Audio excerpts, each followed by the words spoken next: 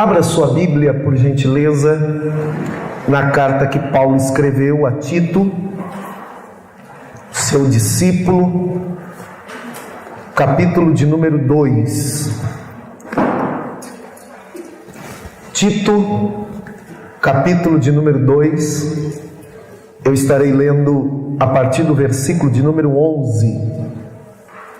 Carta que Paulo escreveu a Tito, capítulo de número 2, a partir do versículo de número 11.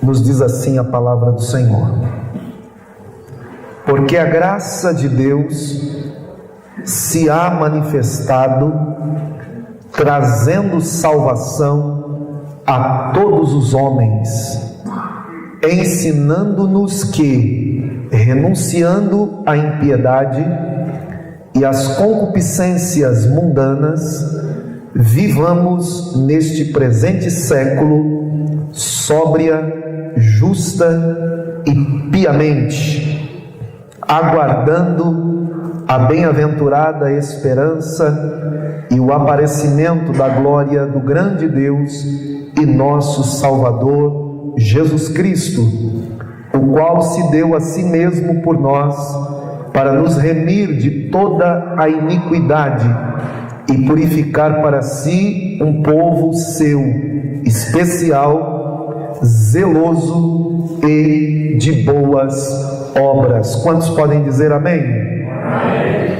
Antes de nós entrarmos nos pormenores aqui desse texto escrito pelo apóstolo Paulo, é muito importante nós entendermos o contexto desta carta e conhecer um pouquinho o personagem que Paulo destaca nesse texto, que também recebe o seu nome nesta epístola, que era o jovem Tito, que era um dos filhos na fé do apóstolo Paulo, também tendo a sua origem grega, como está lá em Gálatas capítulo 2, versículo de número 3.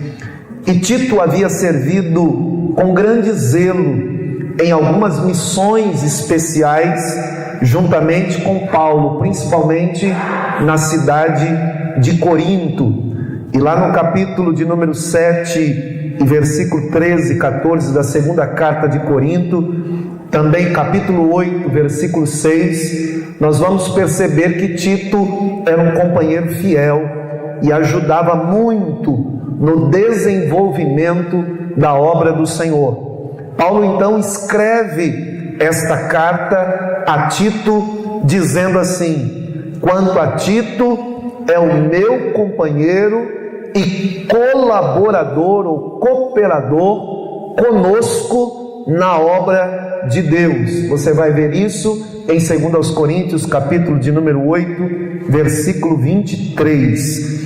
E este cooperador era um cooperador jovem, um jovem que se dedicava à obra do Senhor, que tinha o desejo de fazer a obra de Deus com alegria.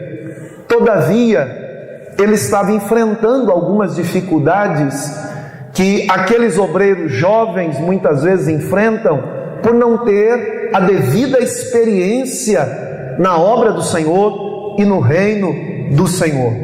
E é por isso que eu dei um tema a este estudo que fala sobre o poder transformador da graça, porque Paulo vai ensinar a Tito a viver na dispensação da graça de Deus. E ele então instrui esse seu discípulo por causa das dificuldades que ele estava enfrentando, principalmente na cidade de Creta, devido aos falsos mestres judeus que misturavam o judaísmo com o evangelho da graça do nosso Senhor Jesus Cristo. E por Tito ser ainda muito jovem, inexperiente, ele tinha dificuldade de ser firme naquilo que fazia, principalmente quando ele se deparava com pessoas mais experientes, que ele era desprezado pela sua idade. Então Paulo dá um conselho a este jovem obreiro, dizendo a ele que não deixasse de ser firme na proclamação do Evangelho e da Palavra de Deus. Ou seja, Paulo estava incentivando esse jovem obreiro a não desistir do seu ministério, do seu chamado. E talvez essa palavra sirva para nós hoje. Certamente esta palavra também se encaixa muito bem em nossos dias. Por quê? Hoje nós encontramos muitas pessoas desanimadas, pessoas que até começaram bem, mas daqui a pouco começam a parar. E hoje nós vivemos um tempo em que a igreja evangélica, ela está voltada para si mesma, e ela pouco sai para proclamar o evangelho do reino de Deus, o evangelho da salvação, da graça de Deus. E esta palavra de Paulo vem nos motivar dizendo que nós não devemos, mediante as dificuldades, desanimar de proclamar o evangelho da salvação, porque ainda hoje o Senhor deseja salvar. Quantos creem assim podem dizer amém? Então a primeira coisa que eu quero chamar a sua atenção nesse texto é quando Paulo usa essa expressão no versículo de número 11. Essa expressão, ela tem um valor muito singular. Ele usa no original aqui uma terminologia que nos faz entender aquilo que o apóstolo está instruindo o seu discípulo. Ele usa a expressão epifane kar recaris tuteu sotério pazin antropos, ou seja, a graça de Deus se manifestou trazendo salvação a todos os homens.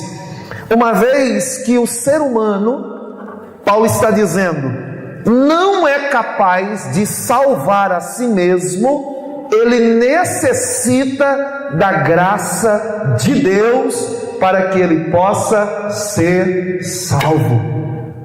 Por isso que quando Paulo escreve a sua carta aos Efésios capítulo 2, ele vai dizer, pela graça sois salvo, por meio da fé, e isso não vem de vós, é dom de Deus, não vem das obras, para que ninguém se glorie, pois somos feituras suas, criados em Cristo Jesus, para as boas obras. Então nós somos salvos pela graça de Deus, e esta graça, diz a Bíblia Sagrada, é uma própria manifestação de Cristo entre nós.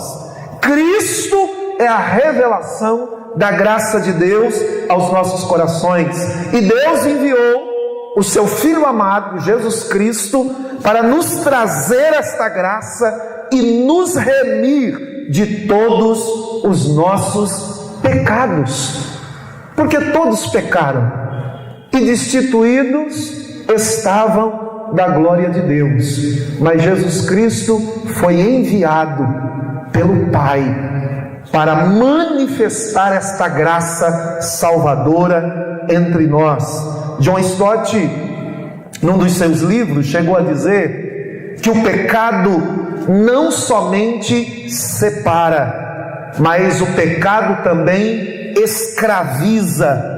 Além de nos afastar de Deus, o pecado também nos mantém cativos e escravos. Por isso que nós precisamos da graça de Deus que nos liberta da condenação do pecado. Deus então enviou o seu Filho, Jesus Cristo, para salvar a toda a humanidade. Aqui nós falamos da universalidade da salvação, que a salvação ela é para todos. Pena que nem todos querem ser salvos, que nem todos aceitam esta graça maravilhosa para serem salvos. Veja que é bíblico isso, que este é o desejo de Deus, salvar toda a humanidade, e não um grupo específico, como se apregoa hoje por aí. Não, eu sou escolhido, então eu já sou salvo e não preciso fazer nada, não preciso receber nada, porque Deus já fez tudo por mim, já me escolheu separadamente, então eu faço parte de uma elite de salvação. Não. Abra sua Bíblia, por gentileza, em 1 Timóteo, capítulo de número 2, versículo 3 ao versículo de número 6. 1 Timóteo 2, de 3 a 6. A Bíblia vai dizer assim: porque isto é agradável diante de Deus, nosso Salvador, que quer que todos os homens se salvem. Que quer o quê? Que todos os homens se salvem, sem exceção, e venham ao conhecimento da verdade, porque há um só Deus e um só mediador entre Deus e os homens, Jesus Cristo, homem, o que se deu a si mesmo em preço de redenção, olha o detalhe, por todos. Cristo morreu por todos, e não só por alguns escolhidos. Abra sua Bíblia ainda em Romanos, capítulo de número 10, versículo 11 a 13. Romanos 10,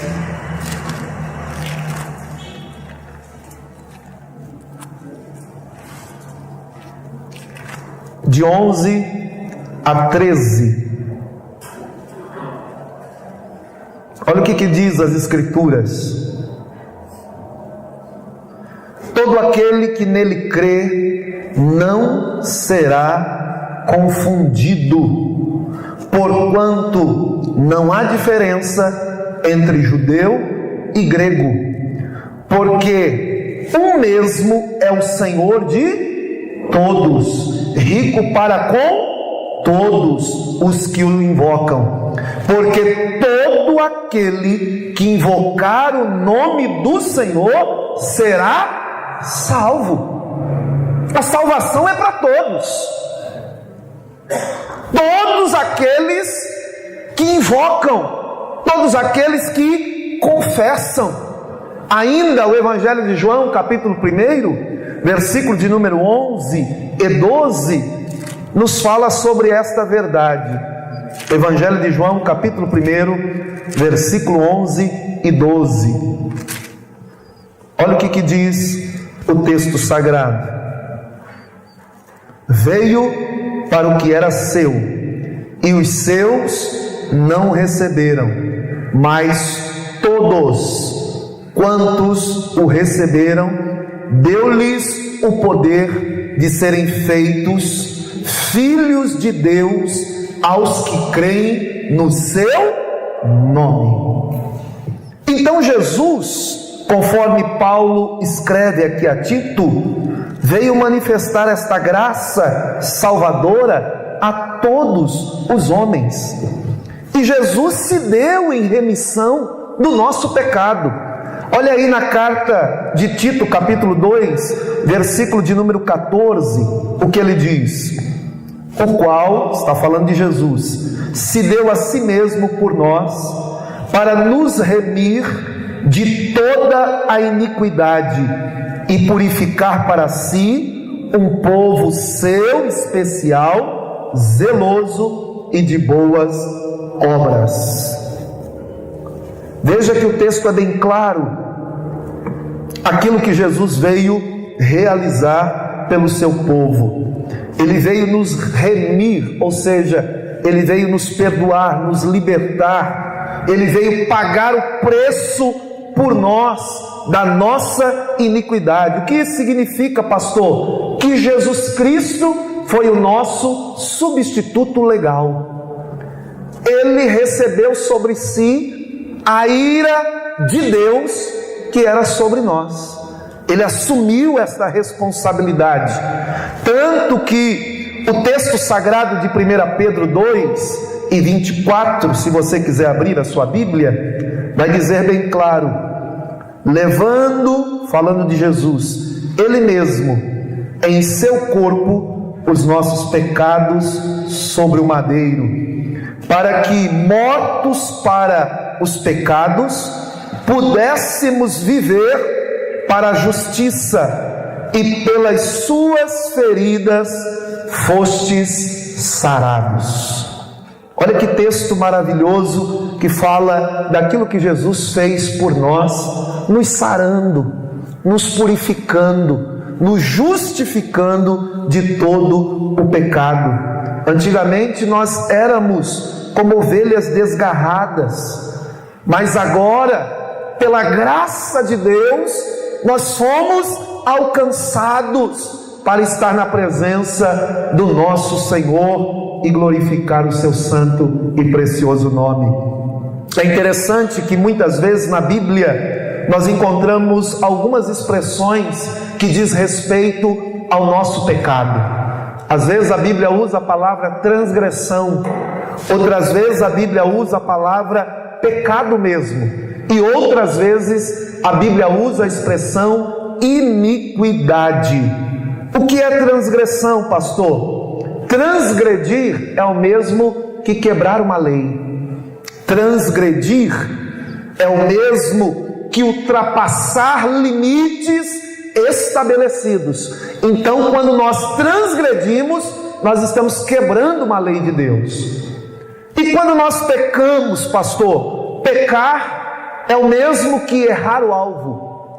Pecar é o mesmo que separação, ficar aquém daquilo que Deus esperava de nós.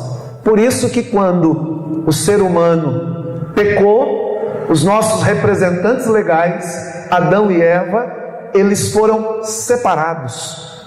O pecado nos separa de Deus. O pecado nos afasta de Deus. Pecar é o mesmo que errar o alvo. E quando nós pecamos, nós estamos nos distanciando e nos separando de Deus, se vivermos nesta prática. Todavia, quando nós lemos as cartas do apóstolo João, ele diz: filhinhos, eu vos escrevi para que não pequeis, mas se pecardes, tendes um advogado perante o Pai, Jesus Cristo, o justo, e Ele é propiciação pelos vossos pecados, e não somente pelos vossos, mas por de toda a humanidade. Então Jesus é o nosso substituto legal. E quando nós então cometemos, pastor, iniquidade, o que é iniquidade? Iniquidade é um ato ou uma ação interna, é uma perversidade de mente, são impulsos maus que procedem de nós.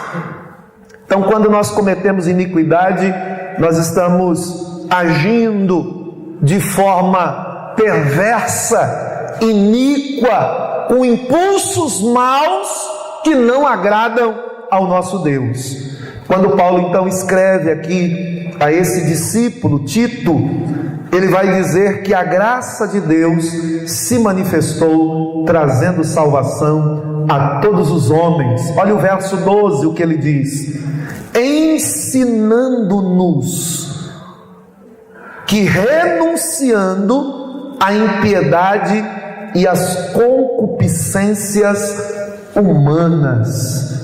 O que o Senhor está querendo dizer com isso, através do apóstolo Paulo? Que a graça nos ensina a renunciar às impiedades e às concupiscências humanas. Resumidamente, a graça de Deus nos ensina a renunciar a nós mesmos.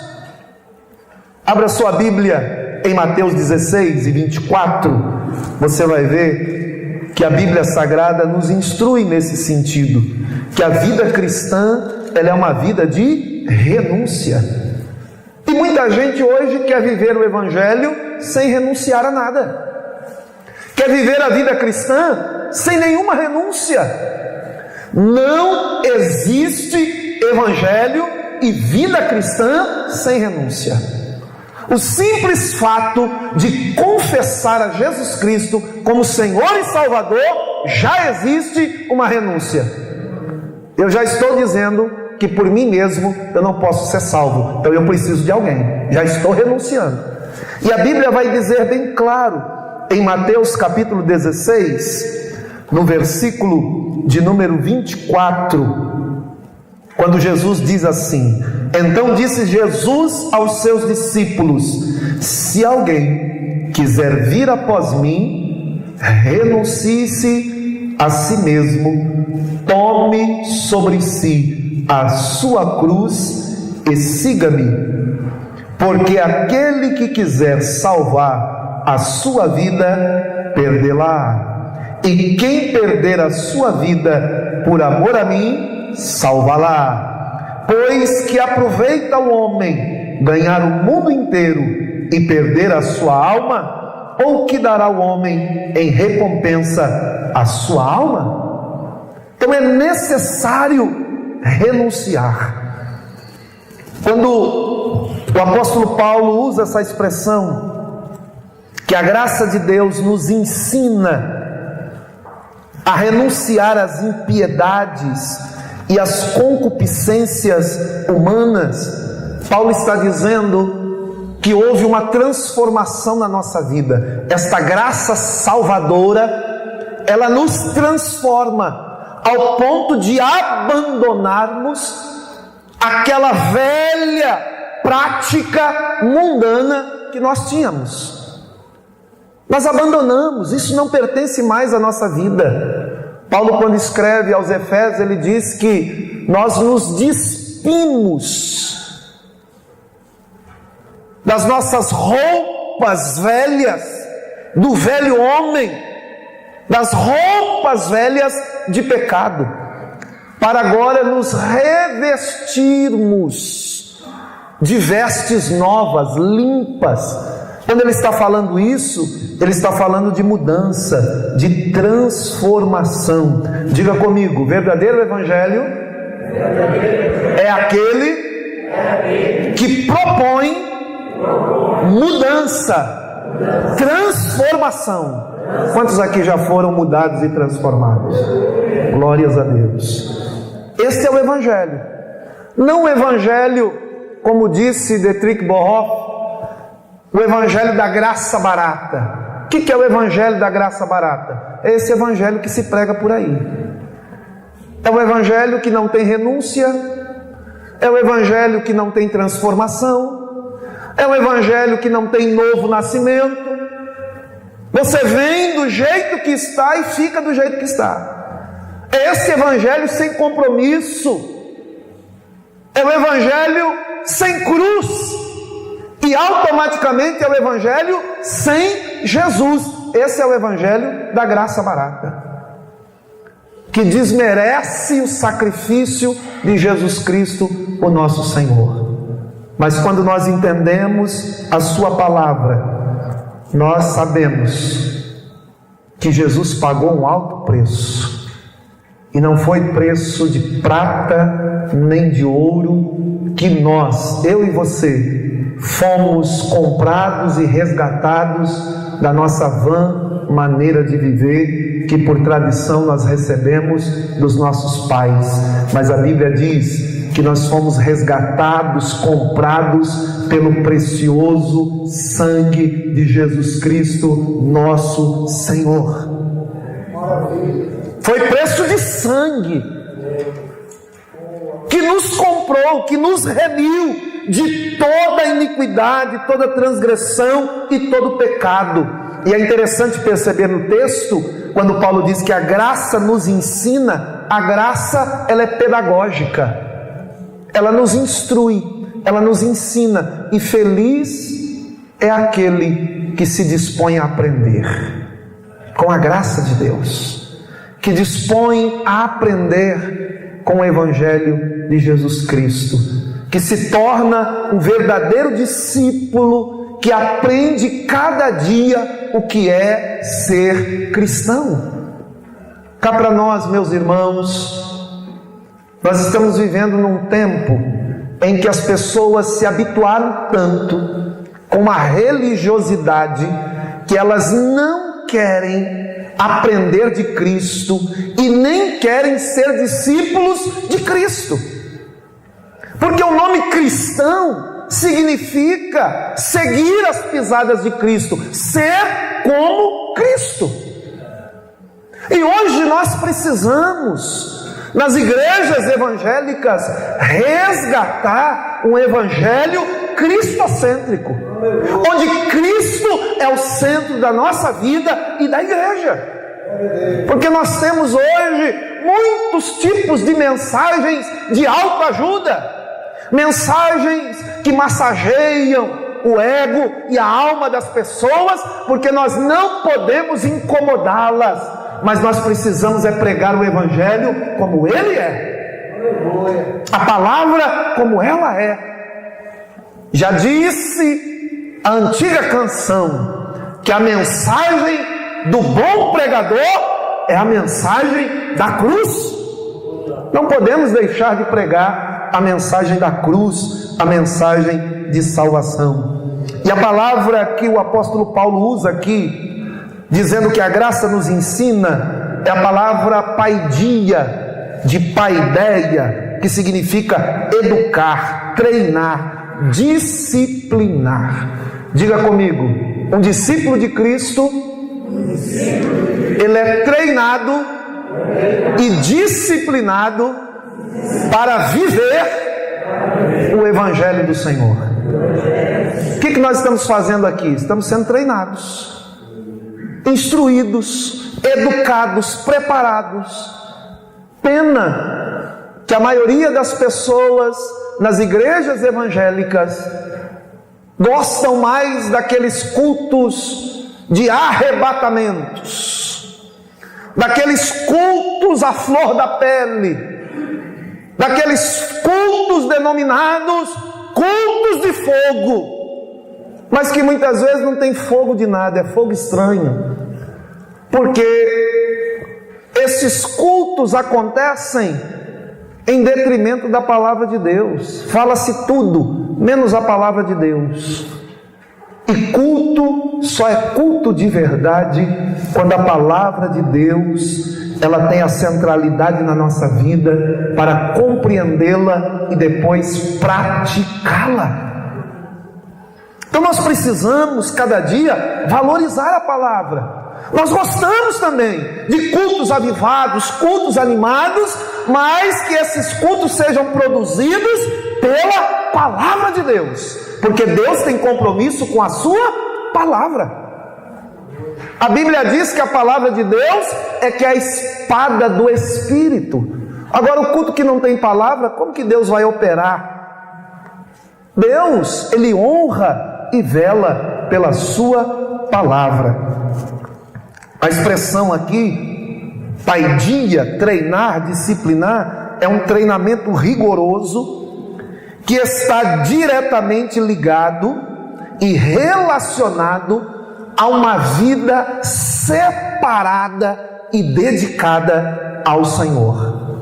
Simplesmente falando, uma vida devidamente educada e disciplinada para ser um discípulo treinado rigorosamente para ter uma vida separada. Simplesmente falando, nós podemos usar aqui que um discípulo, um cristão que é alcançado pela graça, ele tem uma vida dedicada à santificação. O apóstolo Pedro, na sua primeira carta, capítulo 1, verso 16, ele diz assim: sede santos, porque eu sou santo. Hebreus 12, versículo de número 14: segui a paz com todos e a santificação, sem a qual ninguém verá ao Senhor. Então é importante na vida cristã nós termos uma vida separada, e esta graça de Deus nos separa do pecado, nos separa da transgressão, da iniquidade, de tudo aquilo que não agrada ao nosso Senhor. E pecado agora na nossa vida já não é uma prática recorrente, já não é uma prática deliberadamente. Pecado na nossa vida agora é um acidente de percurso, ou seja, nós renunciamos às impiedades, às paixões humanas, os desejos da carne, a concupiscência, para viver agora em santidade na presença do Senhor. Continuamos sendo pecadores, sim ou não? Sim, claro. Não deixamos de ser pecadores, mas não vivemos mais na prática do pecado. João vai dizer, o apóstolo, que aquele que pratica pecado não é filho de Deus, mas é filho do diabo. Na verdade, João está dizendo aquele que vive na prática do pecado, não daquele que comete um pecado, mas aquele que nasceu de novo. Ele já não vive mais nessa prática, ainda que ele seja pecador.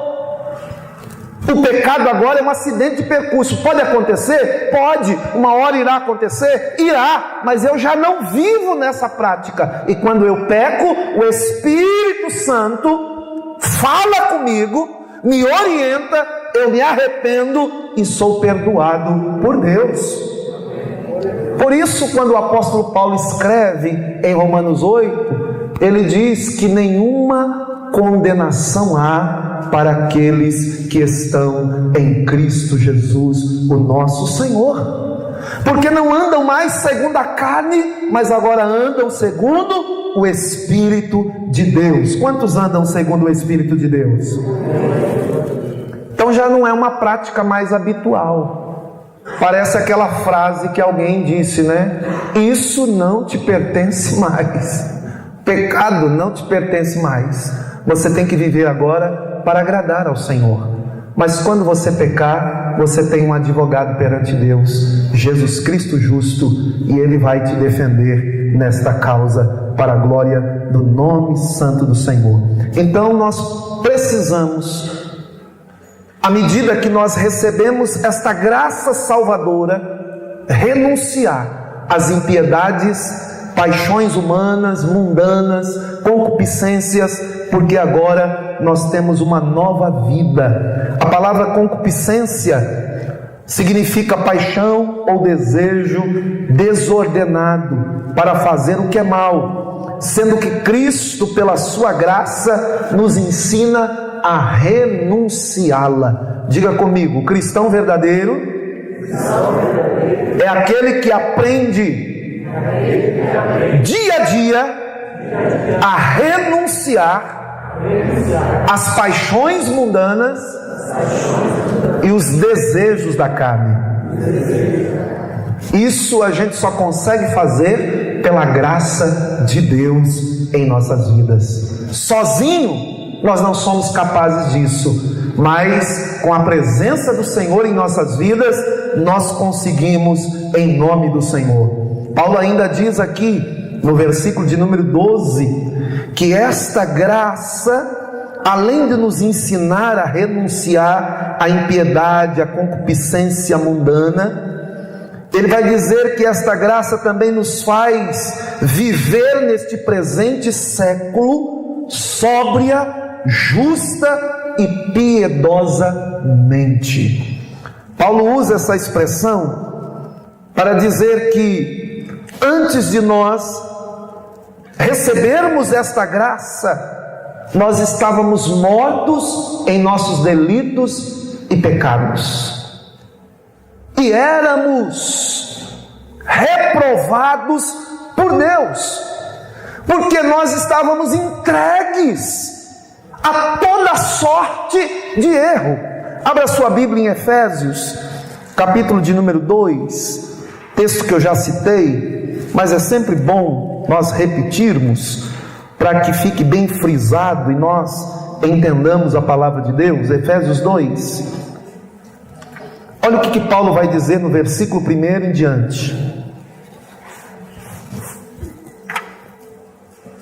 Ele diz assim sobre a nova vida em Cristo: e vos vivificou, estando vós ou nós mortos em ofensas e pecados, em que noutro tempo andastes segundo o curso deste mundo, segundo o príncipe das potestades do ar, do espírito que agora opera nos filhos da desobediência, entre os quais todos nós também andávamos nos nossos desejos da nossa carne, fazendo a vontade da carne e dos pensamentos, e éramos por natureza filhos da ira.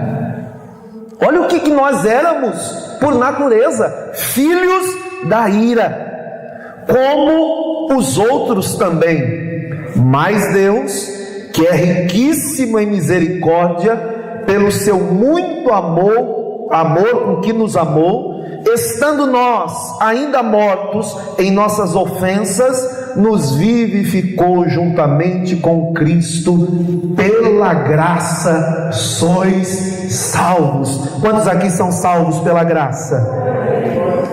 E se nós somos salvos para esta graça, nós devemos viver como a graça quer que nós vivamos. Pastor, como eu devo viver agora que eu recebi essa graça salvadora? A resposta está em Romanos capítulo 6. Abra sua Bíblia, versículo 1 a 4. É sempre muito bom você trazer a sua Bíblia para você ir anotando, porque à medida que nós estamos estudando a Bíblia, você vai aí grifando, anotando, e isso também vai gravando na sua mente e no seu coração. Romanos 6, de 1 a 4, olha o que diz: que diremos, pois? Permaneceremos no pecado para que a graça abunde? De modo nenhum. Nós que estamos mortos para o pecado, como viveremos ainda nele? Ou não sabeis que todos quanto fomos batizados em Jesus Cristo, fomos batizados na sua morte? De sorte que fomos sepultados com ele pelo batismo na morte, para que, como Cristo foi ressuscitado dentre os mortos pela glória do Pai, assim andemos também em novidade de vida. Como o cristão deve andar depois que ele recebeu a graça salvadora? Em novidade de vida. Ou seja, ele tem vida nova. Não adianta você dizer que veio para Cristo, que recebeu a sua graça, que agora é nova criatura, e continua vivendo do mesmo jeito quando não conhecia Cristo. Quem conhece a Cristo tem a sua vida transformada. Quando Paulo escreve em 2 Coríntios 5,17, ele diz: aquele que está em Cristo, nova criatura é. As coisas velhas se passaram, eis que tudo se fez novo. Quando Paulo usa essa expressão, ele vai dizer que ele nos concede, o próprio Senhor Jesus, pela sua graça, condições de aprender para viver uma vida que agrada ao Senhor. Ele diz, para que vivamos nesse presente século, como Paulo, sóbria, justa e piedosamente. É um viver que agrada ao Senhor. É um viver que não se conforma com este século, com este tempo. Quando Paulo escreve lá em Romanos capítulo 12, dá uma olhadinha o que ele diz aos irmãos. Romanos capítulo 12. Rogo-vos, pois, irmãos, pela compaixão de Deus, que apresenteis os vossos corpos em sacrifício vivo, santo e agradável a Deus, que é o vosso culto racional. E E não vos conformeis, ou não sendo conformados com este mundo, ou com este século, mas transformai-vos. Toda boa transformação começa por nós. Muitas vezes a gente quer transformar o mundo, transformar o nosso bairro, a nossa cidade, as pessoas que estão perto de nós, mas se a verdadeira transformação ainda não aconteceu em mim, não adianta eu querer fazer aquilo que comigo ainda não aconteceu. Eu só posso ser um instrumento nas mãos do Senhor para ajudar outras pessoas a entender a palavra e serem transformadas, se eu já fui transformado pelo Senhor. Se eu já me converti, se eu nasci de novo, se eu já passei pelo processo de novo nascimento, de conversão, da metanoia cristã. E ele diz aqui: e não vos conformeis com este século, mas transformai-vos pela renovação do vosso entendimento ou da nossa mente. Se tem uma das coisas que os evangélicos nesse tempo precisam, é renovar a sua mente, tirar a poeira da sua mente. Precisa instruir a sua mente a aprender a palavra de Deus. Nós somos muito preguiçosos para ler, para estudar, para aprender. Este final de semana eu estive numa igreja ministrando, e eu perguntei aqui: quantos gostam de ler? Da igreja que estava presente, não deu 2% da igreja que levantou a mão, que gosta de ler. Por quê? Porque as pessoas não leem, e brasileiro é preguiçoso para ler. E se eu perguntar aqui nesta noite, será que a gente vai ter 2% de pessoas que gostam e leem?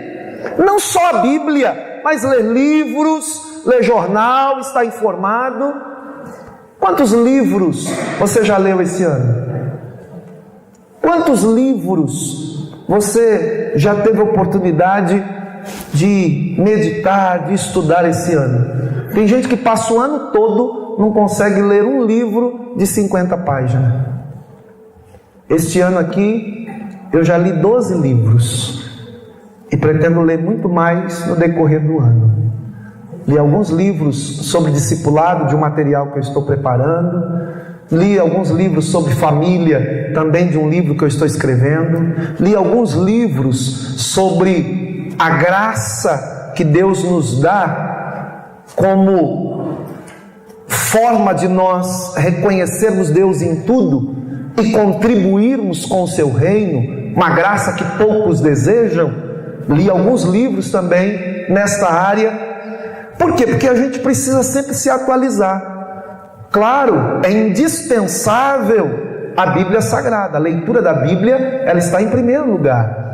Só que eu não posso só ler, eu preciso meditar, eu preciso estudar, eu preciso debruçar nessa palavra, para que esta palavra produza vida à minha vida.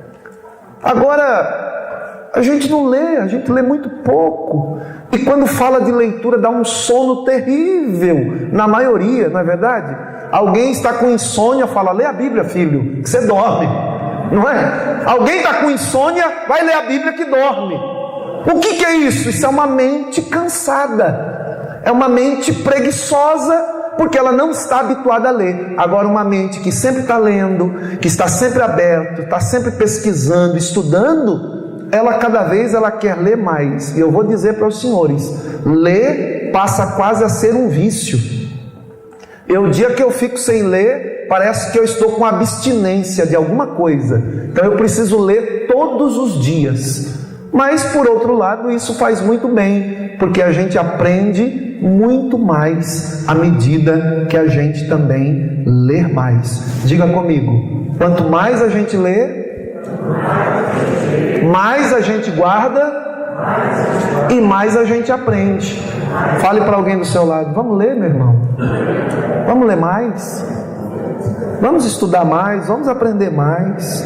Faça um esforço para que você possa aprender sobre esta graça, você possa aprender a renunciar mais e viver neste presente século sóbria, justa e piedosamente, para que você possa desfrutar desta maravilhosa graça de Deus para a sua vida. E Paulo diz assim: porque fazendo isso, nós aguardamos a bem-aventurada esperança e o aparecimento da glória do grande Deus e nosso Salvador, Jesus Cristo, o qual deu a si mesmo por nós, para nos remir de toda iniquidade e purificar para si um povo especial, zeloso e de boas obras. Receba essa palavra de Deus na tua vida. Você é um povo especial, e Deus quer que você seja zeloso e de boas obras, para que o nome do Senhor seja glorificado. Curva a sua cabeça. Senhor nosso Deus e Pai, em nome de Jesus, eu te agradeço por esta oportunidade de aprendermos a tua palavra, o poder transformador da graça. Que esta graça cada dia seja real e presente em nossas vidas, na vida da tua igreja, na vida do teu povo, na vida de cada um daquele que recebe esta palavra em seu coração, e que a verdadeira transformação venha acontecer na sua vida, e que essa graça salvadora venha a ser real na nossa história, para a glória do nome de Jesus. Quantos podem dizer amém? Amém.